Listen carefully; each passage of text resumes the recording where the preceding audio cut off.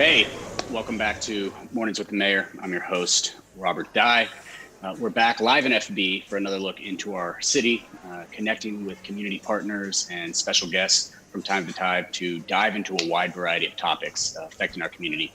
The aim is to provide a deeper look into your government and the conversations that munis are having that a lot of y'all don't get to see. You know, it's kind of a look behind the curtain in terms of, how we're processing things, where ideas come from that we try to bring forward, just to give you guys just an intimate look into what we're doing and what's going on in your community. But today we're on lucky episode number 7, and I'm excited for today's guest, J.J. Koch, our local Dallas County Commissioner and good friend. So, J.J., how you doing?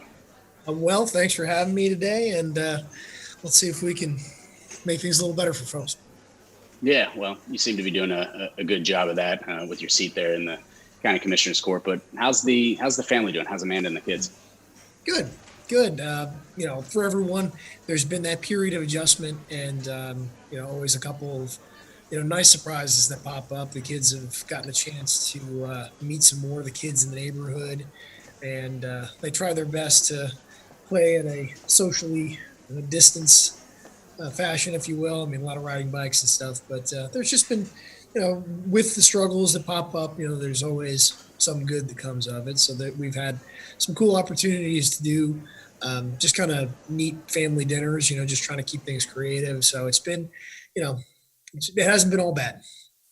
That's good. That's good. It's good to find some bright spots, definitely during some of our darker days. But, just for a little bit of background, you've been in Dallas for 18, 19 years now. And so just wondering how you came to Dallas. Was it by way of SMU after Duke or how'd that happen? Yeah. Largely that's it. Of course, there's always a little bit more to the story, if you will. I mean, my parents, my dad still high school up in New Jersey, and my mom was an investigator for the state. And, both of them were union members, solid wage earners, if you will, but always slipped further and further behind. Their advice to me was just get the heck out of New Jersey. So I was fortunate enough to get an opportunity to go to Duke, and that made it all the more clear in my mind that I wasn't going to go north of the Mason-Dixon line after I graduated from college. So I graduated at a weird time. September 11th had occurred, in the fall of my senior year. So I had taken the LSATs and anticipated going to law school, but a lot of folks kind of parlayed their economics degree, and I was an economics major, to do a little investment banking for a year or two, and you just kind of burn yourself out naturally, but you make a good bit of money and then go to graduate school. Well, there was no jobs for anyone. So I went right to SMU and had the opportunity to visit the campus after I had gotten early admission. And my roommate at the time, his aunt lives in Richardson, still lives in Richardson. She put us up and let us borrow a car. So, at the time I could just afford the flight, barely afford the flight. So got down here. And even though we were in this kind of misery that was going on from September 11th, the post event depression or recession, I'm sorry, there were still cranes. There was still a lot happening here, and there was just kind of the thing that attracts so many people to Dallas is like, listen, it's unlike New York. It's not like if you can make it here, you can make it anywhere. Rather, if you can't make it in Dallas, you probably can't make it anywhere because there's just such a need for good people that if you do half good work, you're going to be able to get that American dream that is unavailable to so many folks. So that was it, man. I was hooked. Went to SMU Law, met my wife the first month. She's originally from Frisco, Texas, so there was no doubt that I was going to be for the rest of my life a Texan, and now I have 2 little Texans of my own. So I was sold the moment I got here, and every day I'm sold over and over again. Yeah, no, Dallas is an amazing place to live, and even better place to live is Farmers Branch. So I've heard, especially growing up there. But I loved how you phrased the, if you can't make it here, you can't make it anywhere. It's the complete opposite of New York City, which is, but so when you think about the Commissioner's Court, I bet a lot of people, if you stop someone on the street and said, "What do our Dallas County commissioners do?" couldn't tell you. And so just to get some people caught up to speed, those that are listening that might not know, what is y'all's role, and dive into a little bit of the purpose on, the commissioner's court and how you work not only with the county cities, but our healthcare systems, jails, et cetera. Yeah, it's a good thing, bad thing. I mean, during times of quiet, when people have no idea what you do, it's nice because, they ignore you. But when they find out what you do, of course, they have a lot more questions. So I think the easiest way to explain it is just to kind of do the brief history. Essentially, Texas was a huge place when, formed in statehood or formed in nationhood and then became a state. Texas Constitution, foresaw the problem of having to govern, just tons of space, and created the counties essentially as an arm of the state. So your first local government, if you will, is your county commissioner's court. For many people in rural areas, it's much their only local government. They handle the roads, the county roads, the sheriff's department, the elective sheriff, their municipal policing. They have water districts that handle their water, and of course other agreements in those mud districts and other places there that will handle trash pickup and so forth. So if you were in a rural district, you'd understand that your county government's kind of your default safety net local government. The reason why you don't recognize it as much, if you will, in an urban environment is that the municipalities are kind of your first interaction with local government. They handle they do the heavy lifting with all the major services. So your water, your trash, your municipal policing, zoning and ordinance type stuff, of course, is all going through your city. So the bulk of reps, if you will, that you get with government is typically your local government. You interact with them the most. In our counties and any urban county, the county government recedes. So we're kind of everything to the rural folks, but we're just the capstone pieces in an urban environment. So we handle the hospital district, which of course is a really big deal. And we can talk a little bit more about that. But we handle the courts, the justice of the peace courts, the criminal courts, the civil courts, and everything that go on with the justice system. Of course, that jail, that in conjunction with our sheriff's office, we have that kind of capstone piece, that role in law enforcement, and some coordination with state and federal resources as well, along with the municipalities in that regard. So we do play an important role in your local government. It's just that you typically don't see us until you're in some type of critical situation. Again, having to go to court is not fun. So it's those acute situations like that. And then, of course, now more people are familiar with our role in disasters. I mean, since we are an arm of the state, so a city is created, you write your own charter, and essentially you can do what you want until the state legislature comes out and says, nope, you can't ban plastic bags, or nope, you can't do that. They essentially what's called preempt you. We have an entirely different relationship with the state. All that we can do is contained in the local government code. So by statute, we can do X, Y, and Z, and we have to do X, Y, and Z. So, I mean, we are, just full of unfunded mandates, if you will, as county government. Of course, we fund those through through the property taxes. We don't issue any sales taxes. But we have this kind of very tight mother may I relationship with the with the state. And, that kind of is why we play that lead role in emergency management. And typically, cities have their healthy redundancies, but we're kind of the first one that triggers a lot of these things that the state's trying to accomplish in an emergency.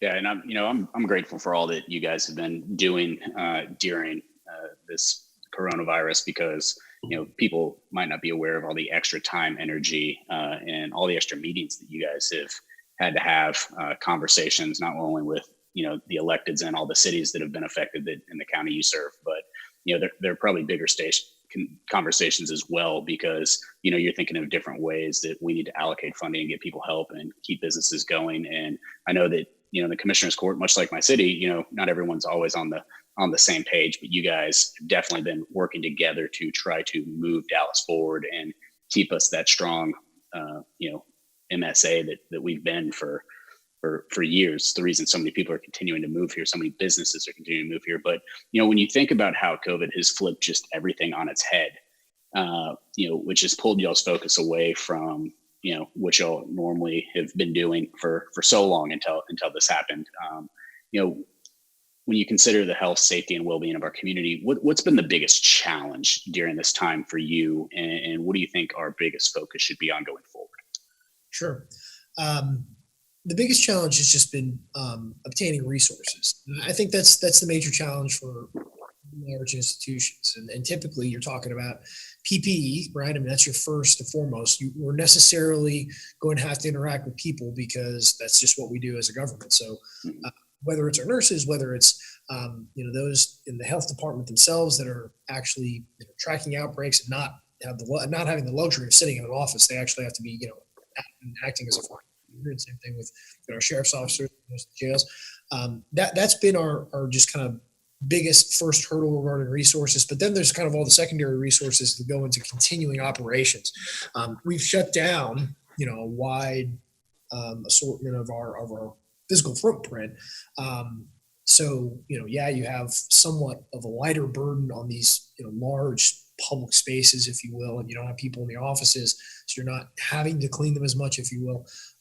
But then the problem is, we're not an organization that was built to have people working from home. So we've had just a heck of a time, and we've gotten it done fairly well for the most part of getting folks laptops and then changing just a number of the software procedures, just a lot of the things that had to get done to make it possible for folks to keep the county running.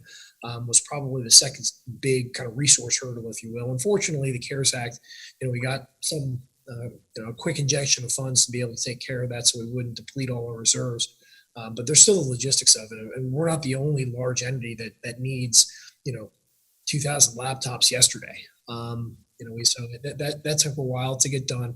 We were reformatting hard laptops that we had used in elections past. I mean, we were really having to do a lot of creative things.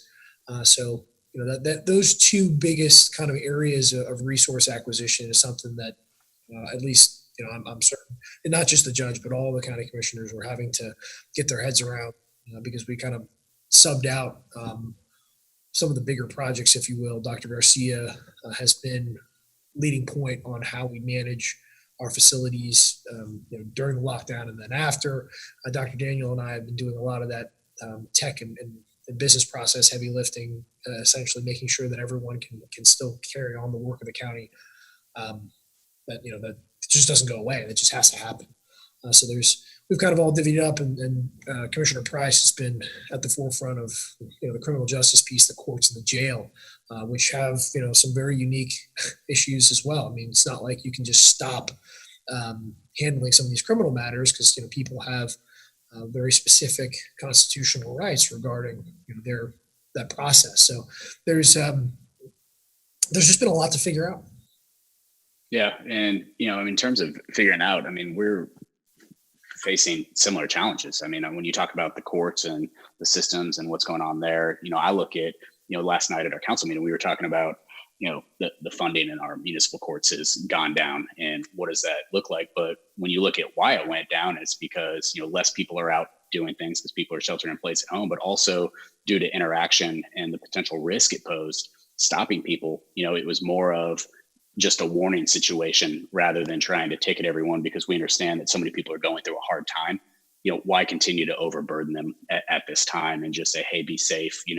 We know there's not a lot of people on the road, so you're seeing less wrecks, less speeding tickets, but it does seem to be like some people are driving a little bit faster knowing that the roads are a little bit more open. But I mean, when you think about those type of situations and the different ways that we had to pivot, I mean, it's much like y'all, and I'm becoming more optimistic as we're starting to open up a little bit more, and would love to get your take on Governor Abbott and him continuing to ramp up the reopening of the Texas economy and allowing people to re-engage with their community and local businesses and get back to work. I mean, what are your thoughts on how he's doing that and compared to how Dallas is faring? Because we're a much different situation than a lot of other areas in the state of Texas.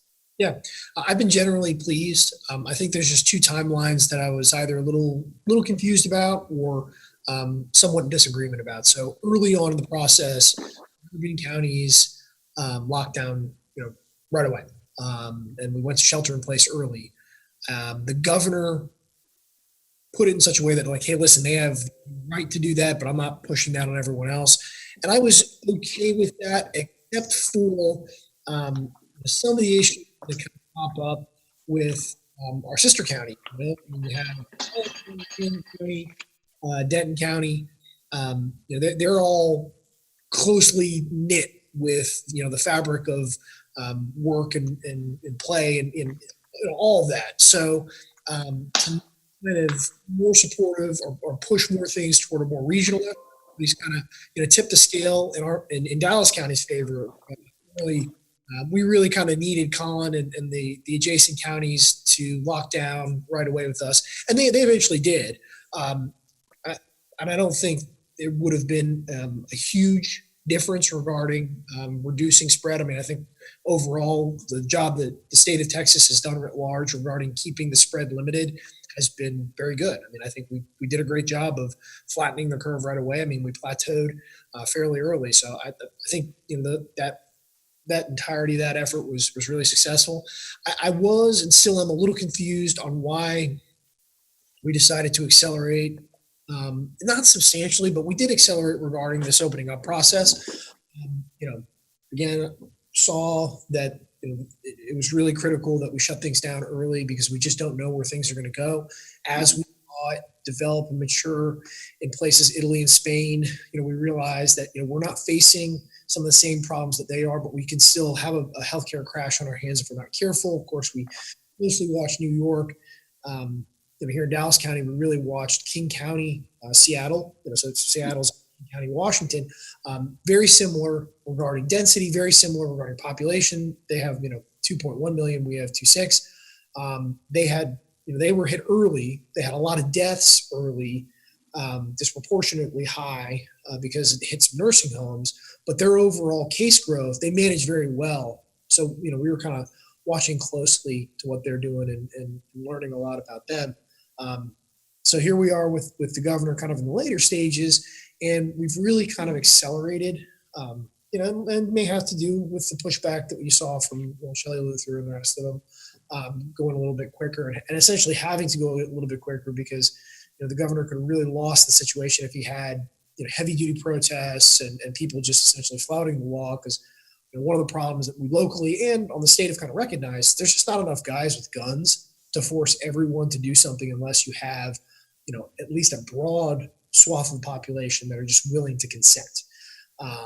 So I don't want to have those two criticisms. That maybe we could have acted a little bit faster in the beginning, and maybe we should go to just a little bit slower here right now.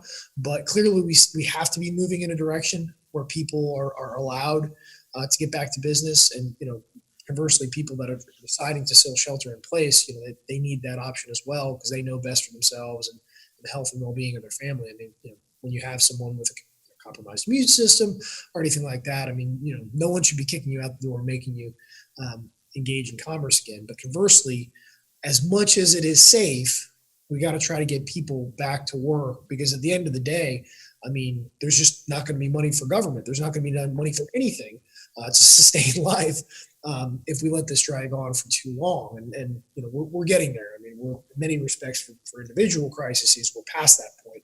But from the overall picture, what does Texas look like? We had to move in a direction where we're opening things up. I just really want to make sure that we avoid a major second wave. I think we're in a good place for that. I think that we're doing the right things.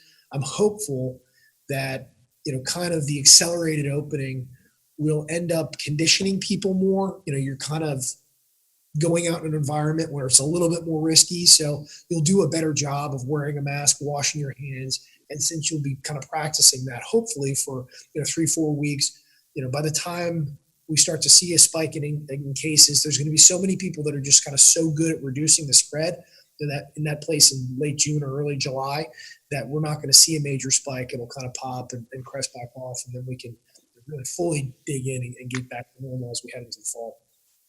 Yeah, and that's kind of one of the things that we looked at too is, yes, the governor allowed us to open back up, but what could we do as a community to make sure that our situation is treated, with care that we thought was in the best interest, of our citizenry, because, we want to keep them safe as well, but we also want people to feel like there's a little bit of hope and optimism into getting back to what used to be the normal way of life for us. It's never going to be that way again, but I got to put stock and faith in our people that, everyone's aware now, at least you should be, right? And we all know that we need to take precaution, that we need to be smart when we're out in public to socially distance, let's not get too close to other people. And I see this in the grocery stores. I see this in, Target when I have to go get, essential items that, people will stop and let you pass by before they keep moving and doing other stuff. And as long as people, like you talked about, keep doing that,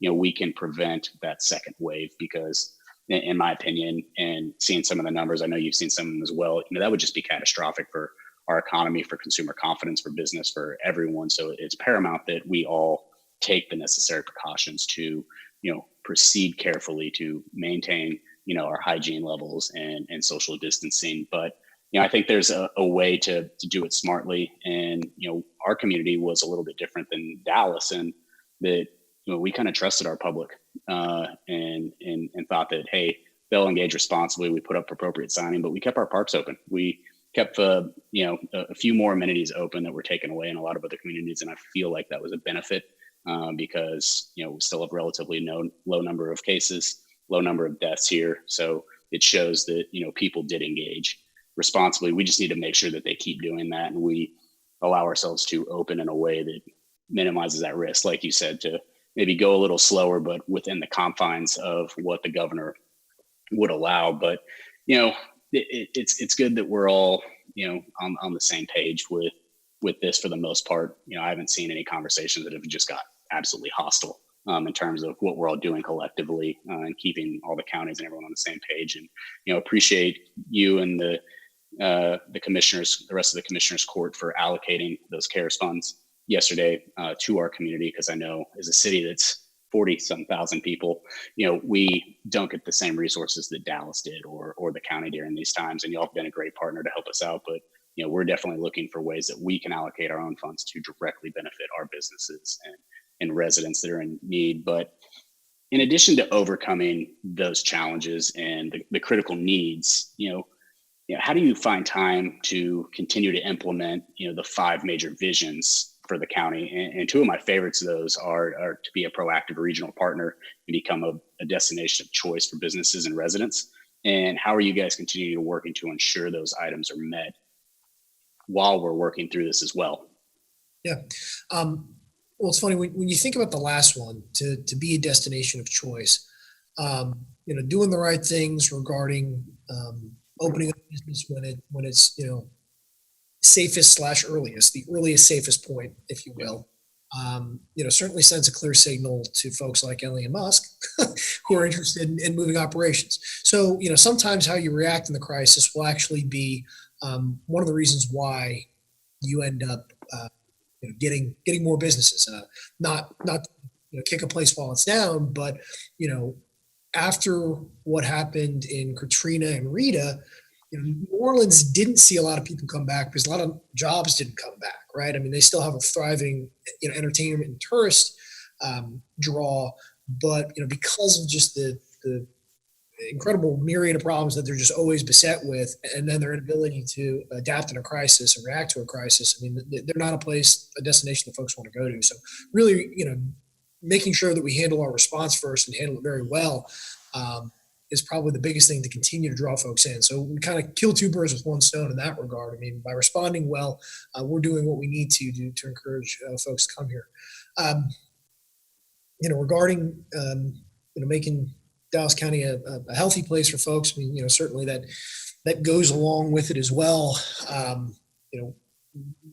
By doing a better job and kind of, flexing our epidemiological and health study muscles, hopefully we'll kind of start to get in a place where we make better informed decisions regarding the overall health and well-being of our citizenry. And sometimes folks look at that and kind of perhaps shake their head and think, that's not a conservative way to look at things. And and perhaps I'm always supposed to be seen as the dogmatic conservative, but from what I've learned in my brief 40 years of life, people don't really produce anything of note unless they are happy, fulfilled, kind of things that you would be able to figure out on your own. You kind of, well, that makes sense. I mean, if people are miserable all the time, they're not doing their best work. They're not, living a life that's going to be inspiring to other folks. So, doing what we can to protect the health, mental health, physical health of our citizenry, so they can, do great work is what kind of keeps a lot of the greatest pieces of our gentle commerce going. I mean, we're in a different economy. We don't need a bunch of people, pushing the same button over and over again, or using muscles to transfer one thing over to other. I mean, we are in a value add situation. I mean, we need to be highly creative. We need to be highly productive in our intellectual arts, if you will. So that really does mean nurturing the whole body, the whole person. So that's when it comes to that piece of our vision, the health piece. We've got to do a good job of it so we can continue to attract folks, but also to be a productive region. Well, I think, you touch on it's not a traditional, conservative value or from the dogmatic approach. But I think that being healthy is right in line with that, because if people are healthier, like you're saying, if they're happier, right, are they less likely to go into the hospital, to get sick, to be a drain on some resources here in the region that would allow us to reinvest dollars in better ways to make not only Dallas County better, but our communities better with that frame of mind. That's just my thought. And, a healthier, community, both physically and mentally, I think produces, like you said, more talent, more innovation, more creativity, and just a better well-being, that this is a great place to live. And so that should, in my opinion, be a focus of government on how do we keep people healthy and productive. And so, I think that's, part of it. And when, I know you guys are trying to be proactive, regional partners. I feel like you guys have done that. Not a lot of people probably know the amount of money that you guys contribute to cities on an annual basis for myriad of projects. I mean, you're helping us with our West Side Trail. You helped us with the bridge at Mars Lane. We've even had conversations about, how do we incentivize bigger, larger redevelopment efforts in our cities that both the county and the city can take part in. And so, what's the number one thing you look at when you're thinking about being a proactive regional partner with a city like Farmers Branch? And what do you take into consideration? Sure. For me, it's a lot about the interstitial tissue, if you will. And I know that sounds weird, but really, where is it where things would fall between two large places? I mean, you border Carrollton, you got Addison there. What can I give you to make things multiply for both of you? So, typically the most important things are that transportation piece. Make it easy for folks to get back, whether they want to live in Addison, work in your city, or vice versa. Making sure that transportation piece, that's kind of the biggest thing that I can have the biggest direct impact on, making sure that our cities are well connected in a comfortable way where there's not that conflict. I mean, there's certainly tons of times when one city's complaining to another, hey, you're just dumping traffic into my neighborhoods to get to the George Bush, to get to 635. So, relieving some of that pain is really critical. So, those cities can work well together and essentially benefit each other as much as possible. So there's a lot of that. Then there's also trying to encourage those regional approaches, particularly when it comes to law enforcement. We have somewhat of a big stick in that, we own the jail, so we can kind of dictate to a certain degree what municipalities do, not for municipalities that have their own jail. Now, eventually felony offenses always come into our hands, but the MetroCrest jail, you guys can put folks there and do what you need to, and we kind of don't have that same big stick. But when we do have the situation where someone needs our jail right away, we can start dictating certain things like, hey, we don't arrest for these offenses, rather according to statute we can cite release, pressuring and things like that to kind of get all these communities on the same page where we're all doing what we need to do to be responsible with our law enforcement resources, so we can reduce the crime that we worry about, the violent crime, get cops doing the things they need to be doing to keep our neighborhoods safe, rather than kind of always going after some of the ticky tack stuff. And unfortunately, as we all know, crime doesn't really know a border. A burglar doesn't stop at the city line. So we have to do a good job of coordinating our efforts to make sure we're helping protect the safety of everyone, not just, one particular city. So those are probably the two biggest areas where, I feel I'm most critically needed as the interstitial tissue to make sure that the cities can work well together and benefit each other as much as possible. Yeah, I'd agree with that wholeheartedly, and considering, how integrated you are with the courts and jails as you just described, and given your background in law, what changes do you think we need to make to improve our system? And I think back to the conversation that we had, probably 6-7 months ago, that it was a conversation about, are there ways to remove implicit bias, from jurors and other things when we're looking at, different trial cases, and, how, some of our prison systems actually have, more of a skewed number of minorities in the system. And is that because of a result of some of this? And what are different ways that you're looking at things like that, or considering new methodologies to, make sure that, what we're doing is fair and an improvement, in a way to improve, our overall system? Yeah. So it's funny because our court system is one, if you will. I mean, what's funny is that with a lot of things, there's the assumption that because something is a certain way, it has to stay that way. Particularly when you're talking about criminal law and the constitutional dictates that go along with picking a jury and doing the rest of that piece. But there's no constitutional restriction on kind of asking people more questions or trying to ferret out without asking the direct question: is this person going to be biased in this type of case? So doing a better job of interviewing in a fairly quick fashion, because it's not like people have a whole bunch of time. People are already put out because they're having to show up for jury duty. I mean, if we can find a way, to put them in front of a computer screen, and Harvard and others have done, pretty amazing and extensive testing regarding determining if people have particular biases toward race, toward different situations. So asking, a good bit of those primer questions, having an idea, okay, rather than funneling all individuals into the civil and jury and the criminal jury pools, rather, let's have them just do a quick online deal, or they show up and do an online deal in one of these places, and then they're divided in one of the two places. So if you're just seeing tendencies of more problematic issues regarding race issues, then let's send them in the civil direction, and perhaps we're going to be in a place where that can be more manageable. And then those that just have kind of a better set of biases, if you will, because we all have biases, we can send down on the criminal road. And then from that also we can still gather data on people and how they react to certain situations. Now, jury selection is driven largely by the attorneys, the zealous advocates, the prosecutor and the defense attorney.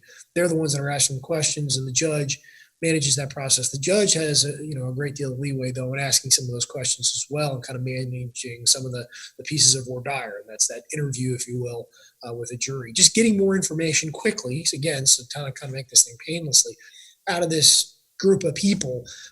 We can do some things to whittle away, whether it be biased toward the defense or biased toward the prosecutor. Just do the best job of getting 6 or 12 people in that box that are going to best evaluate and most fairly evaluate that individual. I think that things like that will go a long way in not only making the actual situation more fair, but the appearance of propriety, just like the appearance of impropriety, is sometimes as important as the thing itself. When people feel like your Dallas County government is doing a really good job of making sure that jury trials are fair, I think that that's something that you wear as a tremendous badge of pride.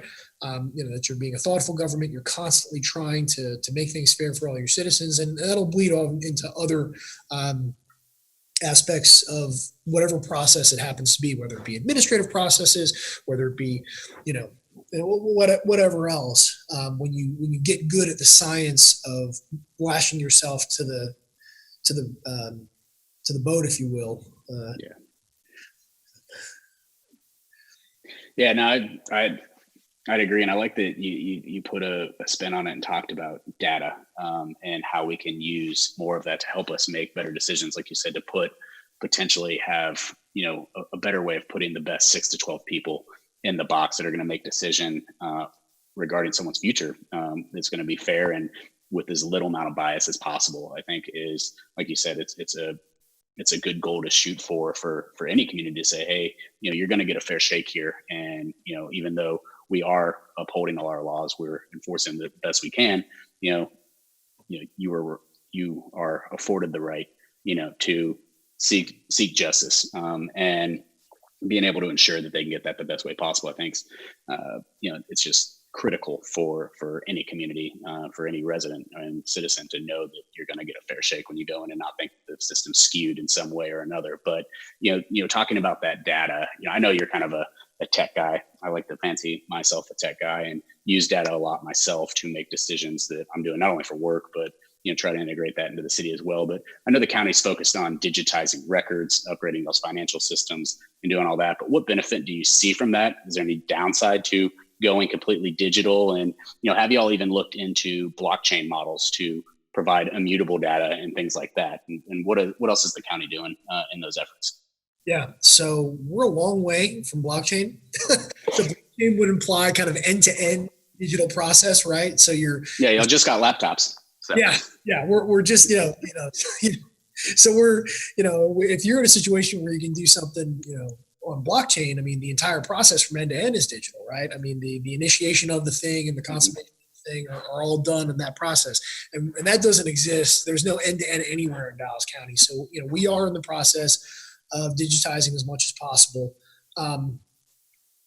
Really where we struggle right now, and we're not unlike a lot of places, but it is becoming more apparent as our baby boom generation retires. There's kind of a process manual. The process manual gets thrown out of the way. It becomes more about the people that are there in the office. Bob knows how to do this. He's always done this. Well, Bob is about to retire in a month. And now you've got to get all those things that he had complete ownership over. And he was always responsible to the team. And this is a good public servant. So they've always done what they need to do. We've delivered to, our folks. But the problem is that, we're watching a lot of our institutional knowledge walk off the job. And it's unhealthy. It's exposed an unhealthy aspect of our organization over and over again. And it's not uncommon though in a lot of cities and counties and government agencies where you kind of just get the thing done. And it's very, very difficult to stop mid-process and say, okay, we're going to let this stuff pile up. We're going to map our process, tweak it a bit, start it again. The process map is going to be a living document essentially. We're always going to go back and revise it once we've changed our business process, right? So that has been one of the most difficult things. Fortunately, even before this crisis, Dallas County realized because of the incredible amount of attrition, just all the folks that were retiring at a high level that were walking off with entirely too much. There was times when we had to extend someone kind of with a specialty contract, if you will, for 2 months just to make sure they stayed on the job while they were training up the next person, because so many gaps were left that there'd just be no way to kind of leave even an effective 100-page memo on all the things your job duties are going to entail when you take over for this 40-year veteran. So really the first step, and kind of like I always try to tell people, like software, whatever the shiny thing is regarding tech, is just a reflection of process. So for some reason, all the commercially available softwares don't fit into your process. It's probably your process's fault, because that software is a reflection of good processes that are going on everywhere else. If everyone else can use it, you really got to think about why you can't.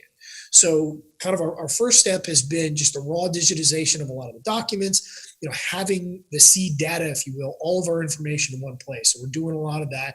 And then I chair a committee where it's not oddly named Continuous Improvement Committee. So essentially we're charged with getting ourselves on a road to getting our data all in one place, get a good ERP system so we can make sense of our data, and then take that, the data and sense of the data and work hard on automation so we can give our people more meaningful work in the years to come.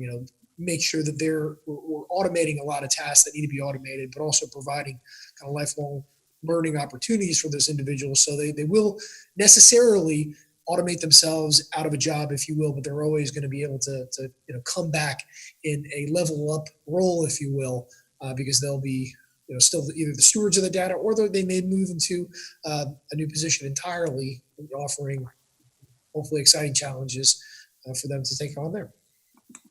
Yeah, no, that's fantastic. And, our city ourselves are in the almost wrapping up with complete, overhaul of a lot of our systems and stuff. I mean, I think when I started as mayor, our accounting system was still on the old computers from the 80s with the black and green screen.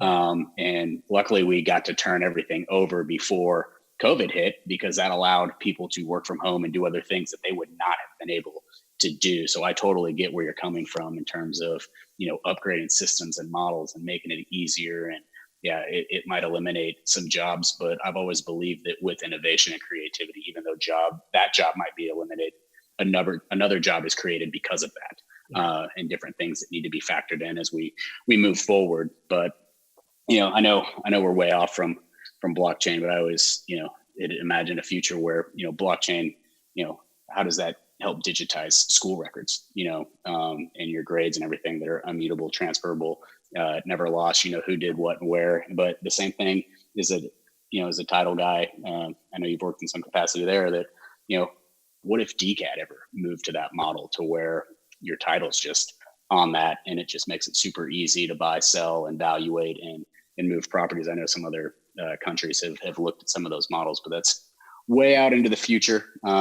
Definitely nothing we're going to see here in the next, probably not even the next decade, if it even gets to that level. You got to start now. I mean, you got to just start taking bites of the elephant, because eventually we'll get, and the benefits of that type of in-depth data available at a lot of folks' fingertips. That creates more fluid markets. I mean, there's so many things that the government does that, if you get it right, the benefits to the private industry, the benefits to the market are, it sometimes just creates new markets. So, I mean, if we can get in a place where we can digitize and get blockchain physical assets, it puts a lot of information in a lot of people's hands and gives kind of better market opportunities, and would be phenomenal in the future. Yeah, I mean, it's also, optimization and different ways that, people can use that data more seamlessly to make better decisions in the long run, that also provides more accountability and ways to, just continue to move people forward. And that's what I've always loved about it more than anything, is that immutable piece of it, that, everything's on there, clear record. When you talk about transparency, that is the essence of it. But it also, like you said, could help create different markets, different opportunities, and move us forward. But yeah, it's getting someone on board to say, hey, we're going to take the leap here and start working at it. But, it's just, I'm interested to see where things go as tech continues to become more and more integrated into our lives. But, one final, I guess, question for you, and something that I've, love hearing about from people is, hey, what's been your proudest accomplishment while you've been sitting on the court, but also, what is the one thing that you're looking forward to accomplishing, throughout the remainder of your term? Yeah, I was, at first I was, really excited about getting in the right direction with TechShare, but that was just kind of largely showing up in the court and changing that split 3-2 to kind of be more skeptical of TechShare. So it was really kind of me showing up. So I really can't count it as an accomplishment.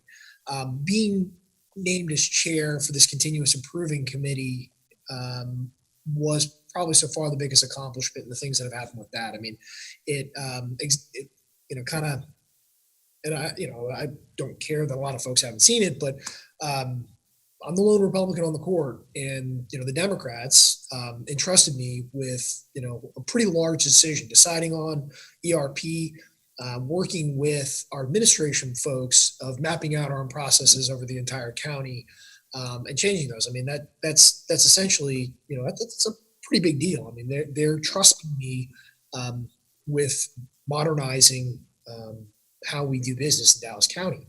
And it sounds pretty plain Jane, but to get that nod was a pretty big deal, I think. So I'm glad that my colleagues, listen, we tear into each other every so often. Of course, we have our visible political fights, but I think we're very much on the same page when it comes to, listen, we want to get Dallas County operations right. That's really a nonpartisan thing. So we're gonna be very much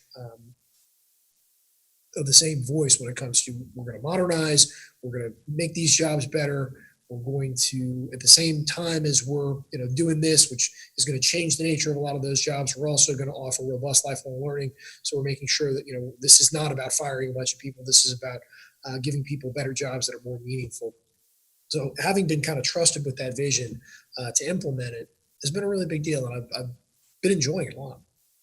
Well, that's good. As long as you can if you can find joy in whatever it is you're doing, it no longer becomes work and it just becomes a passion project. And so, happy to hear that. And, your court, just like my council, we have different ideologies across the whole board from, one end of the extreme to the other. And, the good thing is, there's a level of respect there and a sharing of ideas. And yes, while we might not agree like y'all on every issue. And, sometimes it can be a little spirited, for the most part, we're all pulling in the same direction and trying to improve our community, just like you're trying to improve all the communities in Dallas County and make sure that you're making the best decisions for all of us. And just really appreciate, your leadership, what you've been doing, and also just your openness and accessibility. I don't think people realize, how accessible you make yourself during times to talk about issues that are affecting Farmers Branch. And I can only assume that you're having those same conversations with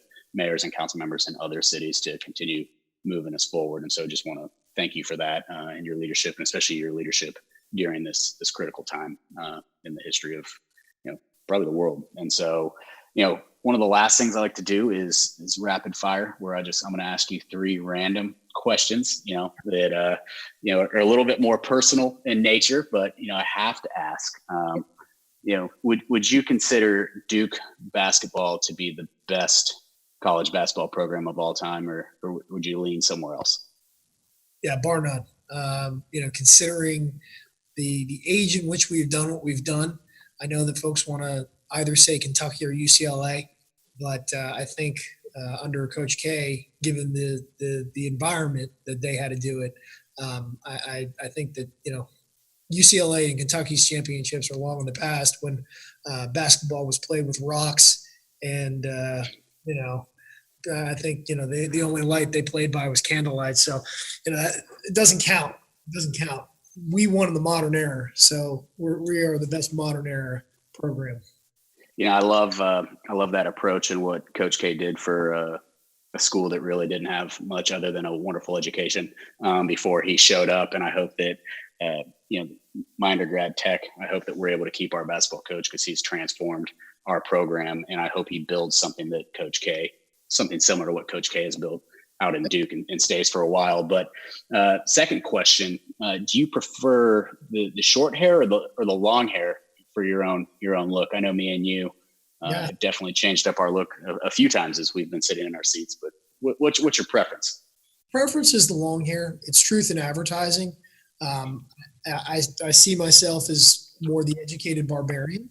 So it's just kind of, hey, listen, I may be a man of letters, but still can be pretty earthy. So the hair just kind of lets people know that I'm not entirely cut out for city life, if you will. But yeah, well, I mean, it helps people know that you're willing to keep it real and be who you are, which I think is more important now than ever. But I mean, did was it Amanda that made you cut your hair, or did you do it of your own volition? Yeah, so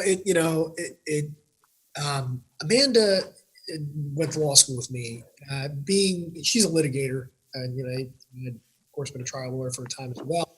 And she knows how to exquisitely use leverage. So the dog passed away, and here we are on day 3 of her crying, and I said, I'll do anything. What do you want me to do? And she looked up and said, I want you to cut your hair. And I was, like I said, growing it for a long time, and I thought this was going to stick, and I thought she liked it enough, but no. So, I go and cut the hair, and I'm still kind of steaming about it. And I think back to it and said, you know what, I got off easy because I said anything. That could have been a Yeah. car, that could have been a new dog or two new dogs, that could have been a handbag, and I got 20 some odd dollar haircut. So I made out okay. So Sounds like a nice haircut though. what's up? So I said that sounds kind of like a nice haircut. Yeah, 20, I know. 20 some bucks. Yeah. Perspective again, like all things, you got to put it in perspective. It worked out. Yeah. I hear you. Yeah. Mine was more of a, just getting tired of it, but it was the last haircut I had never done. And I figured, well, I still have hair. I better seize this opportunity now because as I look down the line of the dye, man, it doesn't look good after 40. So we're holding on to what we got for the time being. But final question, John Wiley has his nickname, the man downtown, our man downtown. What would you consider your nickname to be on the commissioner's court? What would you like to be? It would be cool to be, our man downtown, but he's got that trademarked up. He's got that locked up. Yeah, I mean, King of the North doesn't sound right, and I don't really care that much for Game of Thrones, so that's not going to work out. So yeah, I don't have a good nickname yet, and I was a college wrestler, and always had a healthy love-hate relationship with fake wrestling with the WWE. So it is a shame that I don't have the Nature Boy or anything like that. I would have really. I think I could use a good nickname. So, I can either task you with that or hopefully someone will come up with one that, is somewhat cool. But I don't have one yet. I need to get one. Yeah, I think we'll come up. I think, Ric Flair would probably let you steal that Nature Boy for a little bit. But no, I mean, I have too much respect for the man, the myth, the legend. So, there is only one. There's only one. No, we'll get you one soon enough for sure. But once again, just want to thank you for coming on, for your time today, for your insight, and for your continued leadership during this time. And I'm excited. Hopefully, in a few months when we can all gather again and get together face to face, because doing meetings this way is, while it makes things a little bit easier sometimes. I definitely miss that aspect of having that conversation that. You can see someone right in front of you, but just wanted to thank you for for coming on today and sharing your wisdom with us. Thanks for having me. Thanks for the great job that you're doing and your council is doing. My team interacts with both the council and of course with the professional staff within the city a lot. And we've always been extremely impressed with how things are done in Farmers Branch. Y'all are on the move. It's funny because one of the recent deals that you and I have had to deal with is this CARES Act funding, and what numbers are we using, right? And all I need to know regarding how good of a job you're doing is the fact that the COG numbers are so far under, and they're a 2018 number, if you will, where the Texas demographer is. I mean, you guys are growing. People don't come to a place that's terrible, so you're doing a great job. I appreciate that. And last night at the council meeting, we brought up a point on that those numbers were so far off that it is it puts the importance and the stress on how important the census is, and that we get our numbers correctly, because it directly affects your funding, the resources that are available to your community. And that's why it's not only Farmers Branch on this, it's Dallas County. And we're growing so fast, and so many people are moving here, so many businesses and jobs. It's more important than ever that people take care of that, take the census, get counted, because those undercount numbers that Judge Schenken threw out, 1%, 40 million a year. I mean, that's huge. And so, re-emphasizing that point is fantastic. But I'm just gonna, say, thanks for watching Mornings with the Mayor. Thanks for our guest J.J. for joining us from the Dallas County Commissioner's Court. But again, I'm your host, Robert Dye. Be sure to tune in next week. We're going to have a potentially much different conversation than we've had in the past, but one that will definitely be an inside look into items that affect many of us on a daily basis. So as always, stay safe, be responsible, and stay positive.